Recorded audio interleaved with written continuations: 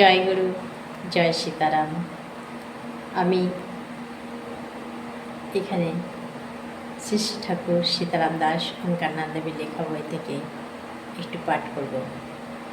ঠাকুর বলছেন, ওরে প্রিয়তম, তুই কেন ভীত হচ্ছিস?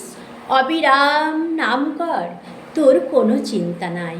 আমার ভয়ে অগ্নি প্রজ্বলিত হয়, সূর্য তাপ দেয়, ইন্দ্র বায়ু মিত্র কার্য করে। আমার শরণাগত ভক্তির ছায়া স্পর্শ করবার শক্তি কারো নাই। অধিক কি নিত্য দেহধারী ভক্তকে আমি নাশ করতে পারি না? আমার সুদর্শন চক্র ভক্তকে সর্বদা রক্ষা করছে। কোনো কথা শুনিস না, কিছুর জন্য ভাবিস না, নির্ভয়ে উচ্চ কণ্ঠে নাম কর। কলিযুগে নাম রূপে আমি এসেছি, নাম কর, নাম কর, তোর ভার আমি নিলাম। মাফই মাফই বল, হরে কৃষ্ণ হরে কৃষ্ণ কৃষ্ণ কৃষ্ণ হরে হরে, হরে রাম রাম রাম হরে হরে।